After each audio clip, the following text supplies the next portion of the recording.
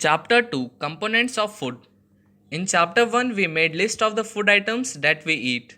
We also identified food items eaten in different parts of India and marked this on its map. A meal could consist of chapati, dal, and brinjal curry. Another may be rice, sambar, and a vegetable preparation of lady's finger. Yet another meal could be appam, fish curry, and vegetables. Activity 1. Our meals usually have at least one item made of same kind of grain. Other items could be a dal or a dish of meat and vegetables. It may also include items like curd, buttermilk, and pickles. Some examples of meals from different regions are given in table 2.1. Select food items you depicted on the map in chapter 1, add some more meals to this list and enter this in table 2.1. Sometimes we may not really have all this variety in our meals. If we are traveling, we may eat whatever is available on the way. It may not be possible for some of us to eat such a variety of items most of the time. There must be some reason though why meals usually consist of such a distribution. Do you think that our body needs different kinds of food for some special purpose? 2.1. What do different food items contain? We knew that each dish is usually made up of one or more ingredients which we get from plants or animals. These ingredients contain some components that are needed by our body. These components are called nutrients. The major nutrients in our food are named carbohydrates, proteins, fats, vitamins, and minerals. In addition, food contains dietary fibers and water which are also needed by our body. Do all foods contain all these nutrients? With some simple methods, we can test whether cooked food or a raw ingredient contain one or more of these nutrients. The test for presence of carbohydrates, proteins and fats are simpler to do as compared to the test for other nutrients. Let us do this test and record all our observation in table 2.2. For carrying out this test, you will need solution of iodine, copper sulfate and caustic soda. You will also need a few test tubes and a dropper. Try these tests on a cooked food items as well as raw materials. Table 2.2 shows you a way to record the observation from this test. Some food items are given in this table. You can conduct the test either with these or any other available food items. Do these tests carefully and do not try to eat or taste any chemicals. If the required solutions are not available in ready-made form, your teacher can prepare them as given in the box. Let us begin by testing different food items to see if they contain carbohydrates. There are many types of carbohydrates. The main carbohydrates found in our food are in the form of starch and sugars. We can easily test if a food item contains starch. Activity 2. Test for starch. Take a small quantity of food item or a raw ingredient. Put 2 to 3 drops of a dilute iodine solution on it. Observe if there is any change in the color of the food item. Did it turn blue-black? A blue-black color indicates that it contains starch. Repeat this test with other food items to find out which of these contains starch. Enter all your observations in table 2.2. Test for protein.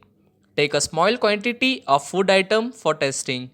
If the food you want to taste is a solid, you must first need to make a paste of it or powder it. Grind or mash a small quantity of the food item. Put some of this in a clean test tube. Add 10 drops of water to it and shake the test tube. Now, using a dropper, add 2 drops of solution of copper sulfate and 10 drops of solution of caustic soda to the test tube. Shake well and let the test tube stand for a few minutes. What do you see? Did the contents of the test tube turn violet? A violet color indicates presence of proteins in the food item. Now you can repeat this test on other food items. Test for fats. Take a small quantity of food item, wrap it in a piece of paper and crush it. Take care that the paper does not tear. Now straighten the paper and observe it carefully. Does it have any oily patch? Hold the paper against light. Are you able to see the light faintly through this patch? An oily patch on paper shows that the food item contains fat. The food items may sometimes contain a little water. Therefore, after you have rubbed an item on paper, let the paper dry for a while. If there were any water that may have come from food, it would dry up after some time. If no oily patch shows up after this, the food item does not contain any fat. What do these tests show? Are fats, proteins, and starch present in all the food items that you tested? Does a food item contain more than one nutrient? Do you find any food item that does not contain any of these nutrients? We tested food items for three nutrients: carbohydrates, proteins, and fats. There are also other nutrients like vitamins and minerals that are present in different food items. Why do we need all these nutrients? 2.2. What do various nutrients do for our body? Carbohydrates mainly provide energy to our body. Fats also give us energy. In fact, fats give much more energy as compared to the same amount of carbohydrates.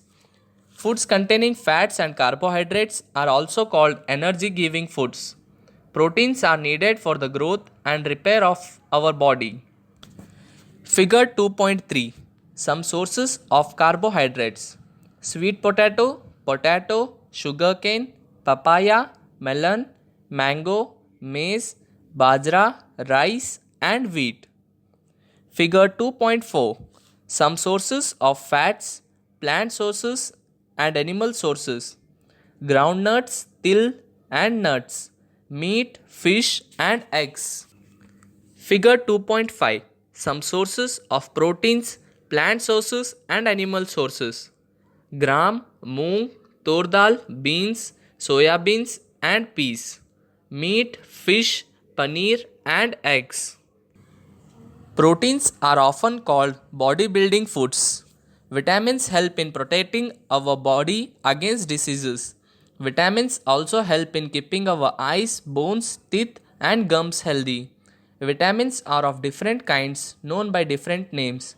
Some of these are vitamin A, vitamin C, vitamin D, vitamin E, and K. There is also a group of vitamins called vitamin B complex. Our body needs all types of vitamins in small quantities.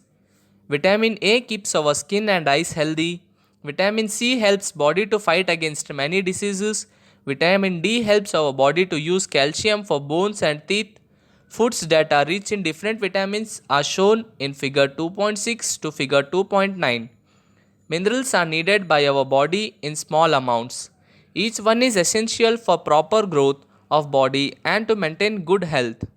Some sources of different minerals are shown in figure 2.10. Figure 2.6. Some sources of vitamin A: papaya, carrot, and mango.